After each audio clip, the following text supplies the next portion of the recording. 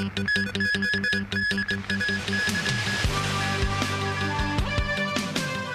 entire MTR Chungkwon-o line is suspended.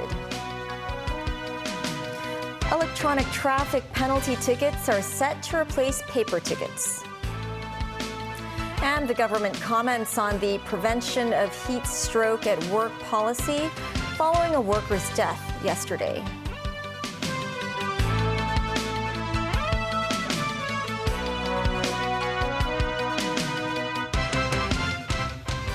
Hello and welcome to TVB News. I'm Melissa Hekalea. MTR's Chungkwon-o line has been suspended after an electric equipment fault occurred between North Point and Chu Kingling stations. Thousands of passengers are affected. Mo Sung-ai reports.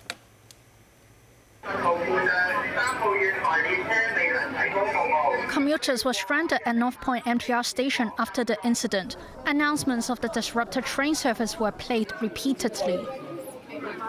Some sat down as a waiter for updates, while others tried to seek the latest information from MTR staff. Engineering staff arrived at the station to inspect. Meanwhile, passengers were allowed to exit the station without paying. Police also arrived at the scene. Some passengers complained about the MTR's arrangements, saying they could have organized it better. Between North Point and Chu Kingling stations, the terminal line is suspended. Chungkwon-o's platform was also packed with commuters. MTR announced the disruption of the Chungkwon-o line service at around 6 p.m. after an electrical equipment glitch. The railway company has arranged free shuttle bus services for affected passengers between Chungkwon-o and Lohas Park, as well as Chu Kingling and Polam. Mo Sung-ai, TVB News. Our reporter Celine Chan is now at North Point MTR station, the starting station of the Chungkwon-o line. So, hello, Celine. What's the situation right now at North Point? Yeah, services on the MTR's Chungkwon-o line were halted during their evening rush hours due to what the railway operator described as a power supply disruption. Well, however, as we can see here at the North Point station, passengers were basically cleared and it's no longer as crowded as it was during the peak hours. Although services of the island line was unaffected, citizens shared that the instructions were very unclear and more staff should be arranged to assist them. Officials urged commuters to consider using alternative transport routes instead. Well, that's all the updates we have as for now. Back to you at the studio.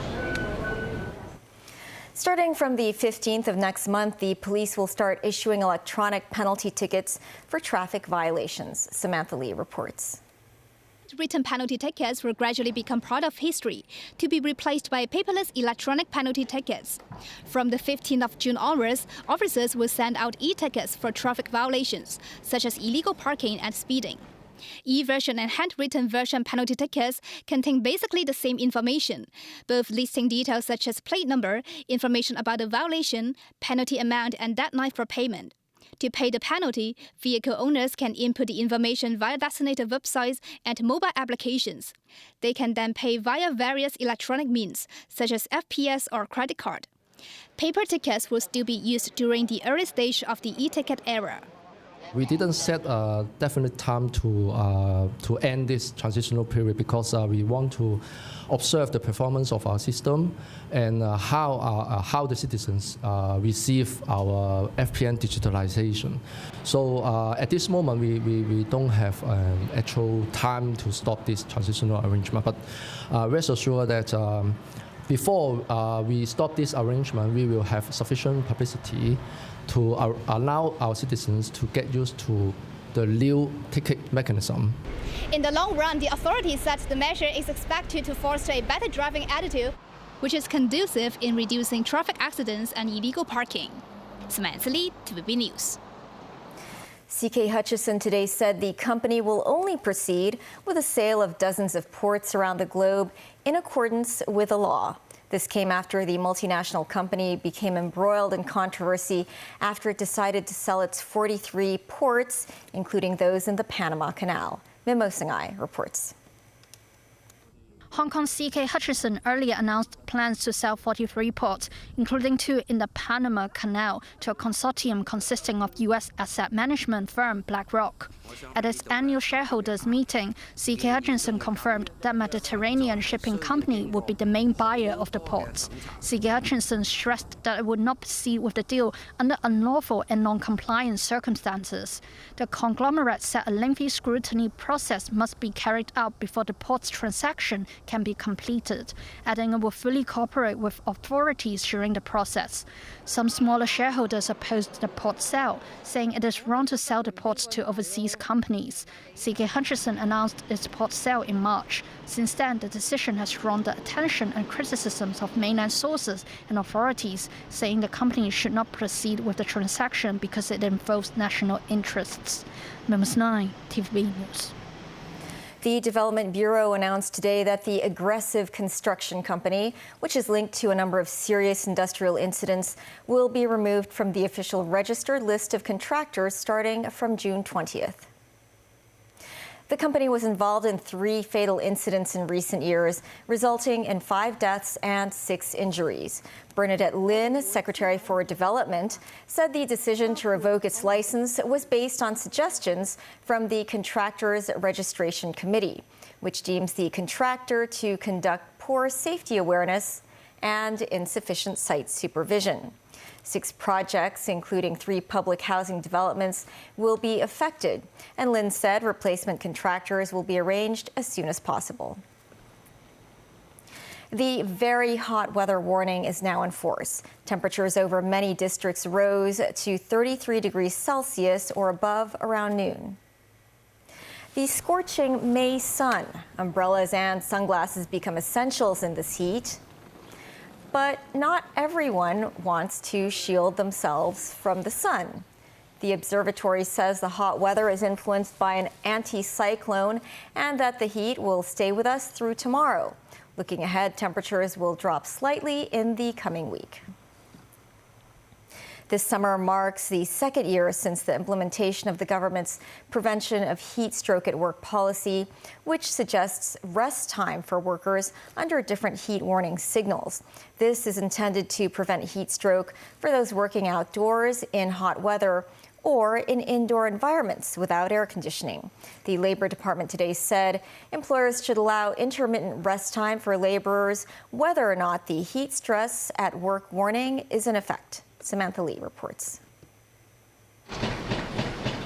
The Labor Department issued the Amber Heat Stress at Work warning signal at 1 p.m. this afternoon and canceled it at around 4:30 p.m.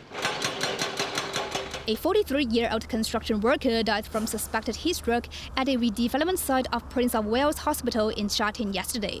The department did not send out the heat stress at work warning at that time, even though the observatory issued a very hot weather warning that afternoon. In response, Vincent Ho, Deputy Commissioner of the Labor Department, said the cause of the incident is still under investigation and that the site was sheltered. He stressed that when issuing the heat stress at work warning, it is in reference to the whole territory, so employers should assess the risk factors of heat stress for laborers and allow more rest time. Ho said the Labor Department has teamed up with the Occupational Safety and Health Council to provide small and medium enterprises and labor unions with subsidies for buying cooling products such as cooling vests, solar vents, and cooling towels. The Food and Environmental Hygiene Department has also installed more than 130 solar-powered resting booths in which air conditioners and water dispensers are provided. If the construction site is situated at a remote area and has no power supply, the Labor Department said employers could consider setting up a temporary shelter for workers to take a rest and drink some water. Samantha Lee, TVB News. At least 9 people were injured in a traffic accident in Chunan. The accident involved 3 vehicles, including a school bus, minibus, and a taxi. The vehicles were traveling along Chunan Road, heading in the direction of Kowloon, when they crashed near Kwai Chung Park.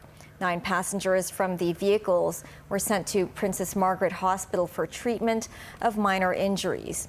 The accident meant some lanes going in the direction of Kowloon were temporarily closed. And coming up, race-related tensions in the meeting between Donald Trump and President of South Africa.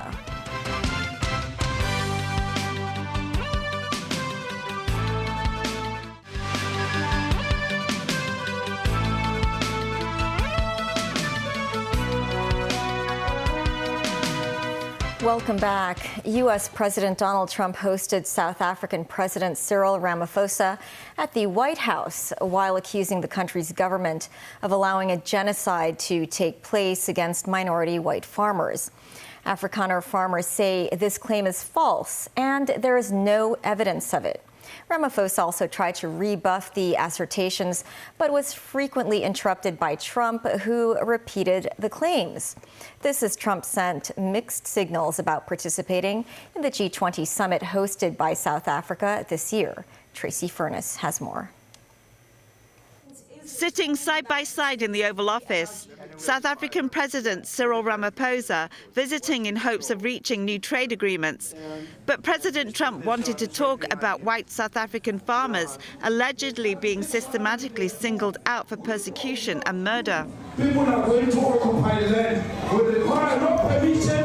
And those cars aren't driving, they're stopped there to pay respects to their family member who was killed. And it's a terrible sight. I've never seen anything like it. Have they told you where that is, Mr. President? No, I'd like to know where that is, because this I've never seen. But Trump wasn't finished. Okay. Look, these are articles over the last few days. Death of people. Death, death, death, horrible death. On the streets of Johannesburg, South Africans reacted to the White House meeting between Trump and Ramaphosa. It didn't go as well as President Ramaphosa expected. Trump was pretty much prepared for him, and he ran with that narrative of South Africa being a very violent society, perpetrating targeted killings against white farmers, and his choice of what horrible things happening there, and therefore the president and his team did not have a comeback as far as that perception is concerned.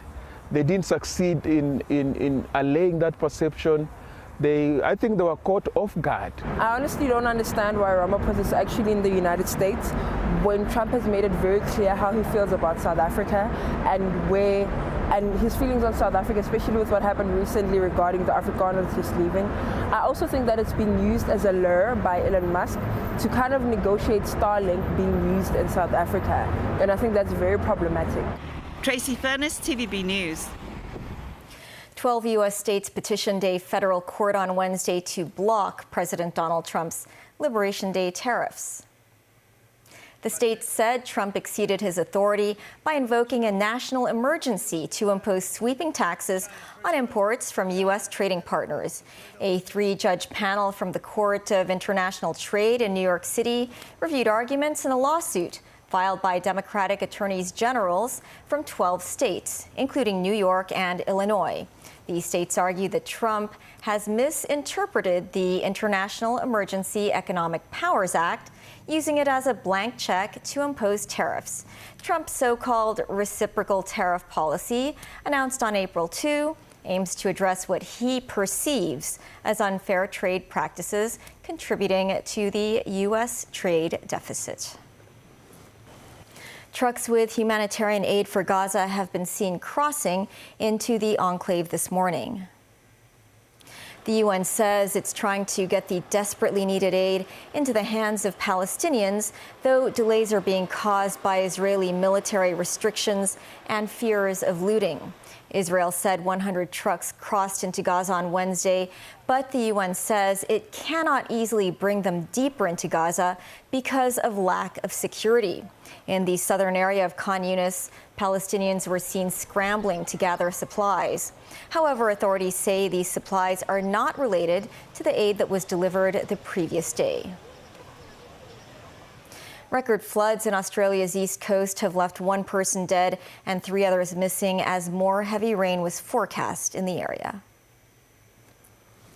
Helicopters have been used to rescue people stranded by floodwaters from rooftops and verandas. Some 330 people so far have been rescued in the flooding emergency in the state of New South Wales, just north of Sydney. The area has been hit with heavy rain since Tuesday. The flooding has exceeded local records set in 1929. New South Wales Premier Christopher Minns said some areas were forecast to receive as much as 30 centimeters of rain in the next 24 hours. He said 50,000 people were warned to prepare to evacuate or be isolated by floodwaters. The body of a 63-year-old man was recovered from a flooded house in Motto in New South Wales on Wednesday afternoon, officials said. That's the news. Thanks for watching. Bye for now.